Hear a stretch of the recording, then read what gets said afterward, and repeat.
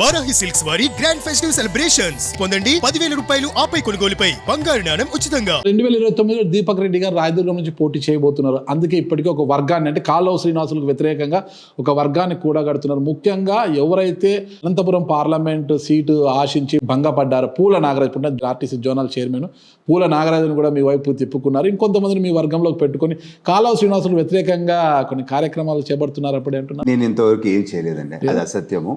నేను రాయదుర్గం సైడ్ కూడా నేను చూడలేదు. రాయదుర్గం ఎవరి నుంచి ఎవరైనా ఫోన్ చేస్తే కూడా ఫోన్లు ఎత్తుకోవటం లేదు. క్లియర్గా ఎవరైనా ఆఫీస్కి వచ్చి కనపడితే కూడా దయచేసి నన్ను అక్కడ ఇన్వాల్వ్ చేయొద్దు. పార్టీ చెప్పింది, అందరి చైర్మన్స్కి చెప్పింది, మీరు చైర్మన్స్ మీ కార్పొరేషన్ సంబంధించి చూడండి, కానీ మీకు సంబంధించిన నియోజకవర్గాల్లో పోయి ఏలు పెట్టొద్దు అని పార్టీ చెప్పింది. పార్టీ ఏది చెప్తే 100% నేను ఫాలో అయ్యేవాడిని. నేను నా మనస్తత్వం. దీపక్ రెడ్డి గారిది పూర్వాశ్రమంలో తీసుకుంటే నెల్లూరు జిల్లా ఎప్పుడు ఎందుకు రాయదుర్గం మీదే ఉంటుంది? ఆయనకు రాయదుర్గం ఆయన సొంత నియోజకవర్గం కాదు, ఎప్పుడో గతంలో అక్కడ వ్యాపారాలు చేశారు కాబట్టి ఆ నియోజకవర్గంతో పరిచయం ఉంటుంది. ఎందుకు, ఏం రిలేటెడ్ మీకు దానికి?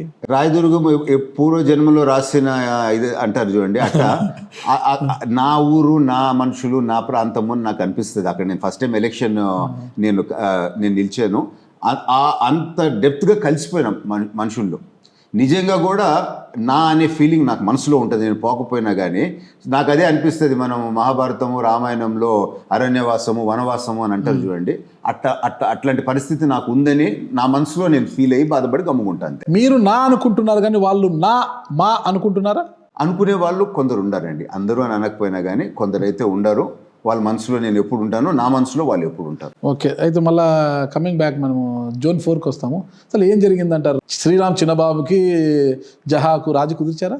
ఖచ్చితంగా party will take what ever necessary. ఇప్పుడు అది నిన్న కంప్లైంట్స్ వచ్చినాయి కనుక, నిన్ననే వచ్చినాయి కనుక, so party is going to look into that matter. Madanapalle అనకూడదు కానీ కుక్కలు చింపని బిస్తర్ అయిపోయింది అంటున్నారు కదా.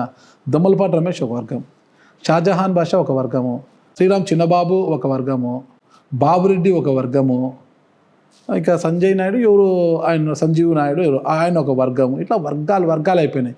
ఇవి కాకుండా కూటమిలో ఉన్న వాళ్ళలో టీడీపీ, బీజేపీ ఒక వ్యవహారం ఉంటే, జనసేనకు టీడీపీకి మరొక తాడు, రామదాస్ చౌదరి అంటే టీడీపీలో సరిపోదు, టీడీపీ అంటే రామదాస్ చౌదరికి సరిపోతాడు, గంగారాం. ఇలా మొత్తం కక్కా వికలం అయిపోయింది. అసలు ఎలా కలుపుతారు మీరందరినీ కూడా? మీరందరూ కూడా ఇప్పుడు దాకా ఎన్ని మాట్లాడి వచ్చి బయట అయిపోయింది.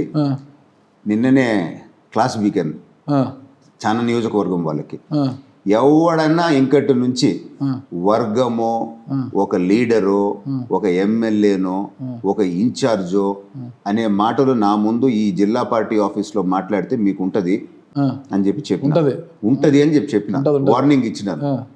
మాకు లీడర్లో, ఎమ్మెల్యేలో లేకపోతే ఈ వర్గాలు ముఖ్యం కాదు, ఇక్కడ తెలుగుదేశం పార్టీ ముఖ్యము, తెలుగుదేశం పార్టీ కాడర్ ముఖ్యము, తెలుగుదేశం పార్టీ స్ట్రక్చర్ ముఖ్యము. ఇంకటి నుంచి ఇదే నాకు వినపడాలా, ఇవన్నీ వినపడకూడదు. అదే సో పార్టీ సిద్ధాంతాన్ని క్లియర్ గా చెప్పొచ్చినాను. ఇంకటి నుంచి బ్రెయిన్ వాష్ చేసుకుంటా ఈ పాత సిస్టమ్ ని, ఈ పాత మైండ్ సెట్ ని మార్చాలా. ఇంతకన్నా ఇంకా డ్రామాలు తమలపల్లిలో ఉన్నాయి. సో ఇవన్నీ ఇది ఎట్లంటే అండి, ఇంకొకటి చెప్తాను నేను. ఎమ్మెల్యేలు, కొందరు ఇన్ఛార్జీలు ఇంకా ఆ పాతకాలంలో ఉండరు, ఆ కాంగ్రెస్ ఎరాలో. అవన్నీ వాళ్ళ అబ్బా జాగీర్లు అనుకుంటారు చాలా మంది, నేను పేర్లు అనను కానీ. సో ఇది నా సామ్రాజ్యం, ఇది నా జాగీర్ అని కొందరు అనుకుంటారు. కానీ పార్టీ ఏమనుకుంటుంది, ఎమ్మెల్యే ఎంఆర్ఓ లాగా ప్రజలకు సేవకుడు అని పార్టీ అంటా ఉంది. సో ఈ డిస్క్రిపెన్సీ జరుగుతూ ఉంది.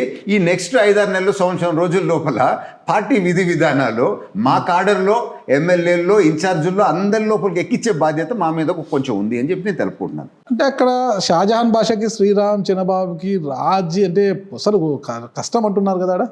ఇద్దరికి కూడా చాలా అగ్గి మీద. శ్రీరామ్ చిన్నబాబు తీసుకుని షాజహాన్ బాషా అడ్డం వేస్తున్నారు.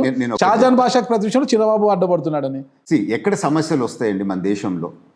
దేశం ఫస్ట్ అని ఎవరన్నా నమ్మితే, దేశానికి ఏది మంచిదో అది చేస్తే అని అంటే మెజారిటీ ఇష్యూస్ సాల్వ్ అయిపోతాయి. కానీ స్వార్థాలు వస్తాయి. రీజనలిజమో, పార్టీనో, పవరో, మతమో, కులమో, రకరకాల డ్రామాలతో కోర్ ఆస్పెక్ట్ మిస్ అయిన దానివల్లే సమస్యలు మన దేశంలో ఉన్నాయి. ఇక్కడ కూడా కోర్ ఆస్పెక్ట్ ఏంది? పార్టీ బాగుండాలా, పార్టీ ద్వారా మనం ఆంధ్రప్రదేశ్ ప్రజలకి మంచి చేయాలా. ఆ 2 ఆస్పెక్ట్స్ నిజంగా మీకు గౌరవం ఉంటే ఇవన్నీ సరిదిద్దుకుంటారు. ఎందుకంటే మన మనస్పర్ధలు this is not as important as a nation or as a state. So ఆ స్థాయికి లీడర్షిప్ ఎదగకుండా స్వార్థాల్లోకి పోతేనే ఇవన్నీ వస్తాయి. ఎవరో ఒకరు తప్పు చేస్తుండొచ్చు ఇద్దరిలో, బట్ అవి కూడా సరిదిద్దుకొని అది ముందుకు తేకుండా పార్టీని రాష్ట్రాన్ని ముందు పెట్టే విధంగా పోవాలనేది మా కుటుంబమే.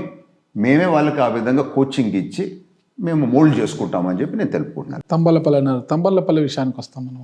2024 ఎన్నికలకు జయచంద్రారెడ్డి వైసీపీలో ఉన్నారు. అంటే ద్వారకనాథ్ రెడ్డి అనుచరుడుగా వైసీపీలో ఉన్నాడు తప్ప ద్వారకనాథ్ రెడ్డి ముఖ్య అనుచరుడు, ఆయన ఒక ఫ్రెండ్ అనుకోవచ్చు, ఏదనుకోవచ్చు.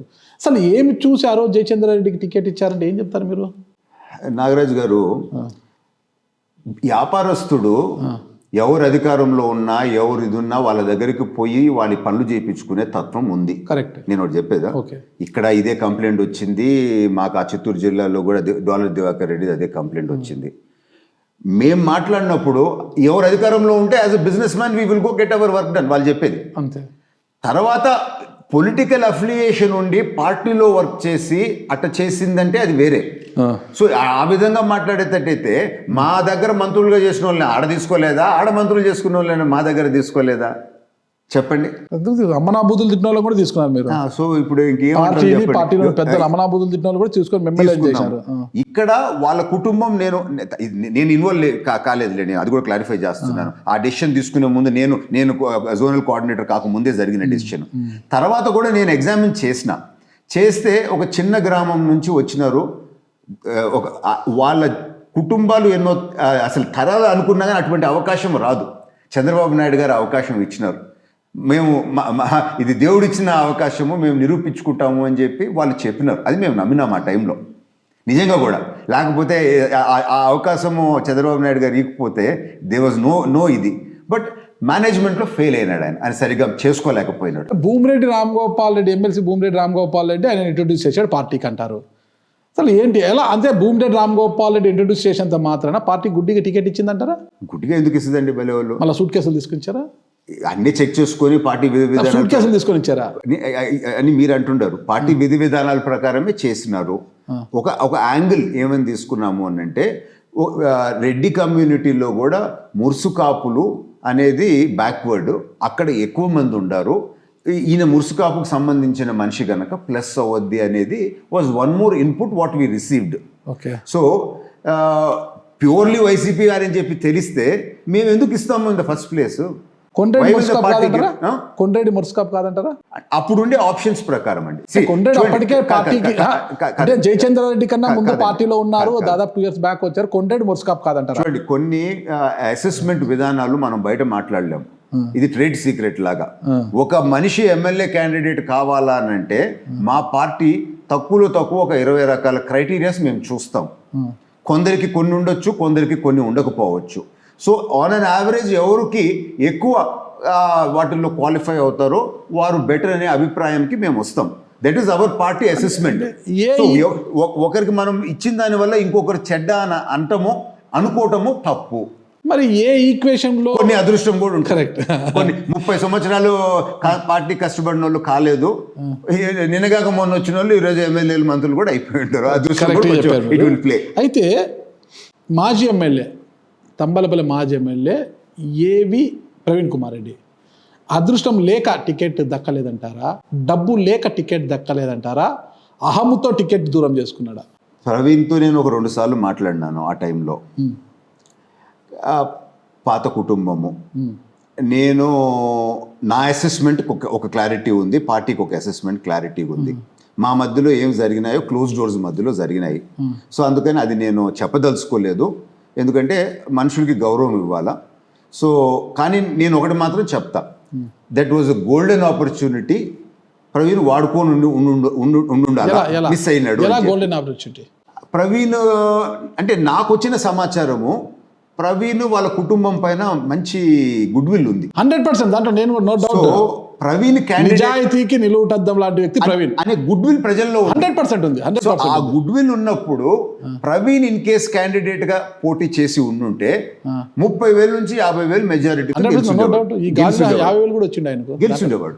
మరి ఎందుకు మిస్ చేసుకున్నారు? మిస్ చేసుకున్నాము అని అంటే ఇప్పుడు నేను ప్రవీణ్ తప్పనన్నా అనాలా, ప్రవీణ్ మమ్మల్ని తప్పనన్నా అనాలా? ఇంకా ఆ అంటం కూడా వేస్ట్, వదిలేయటం బెటర్ అని నేను చెప్తున్నాను.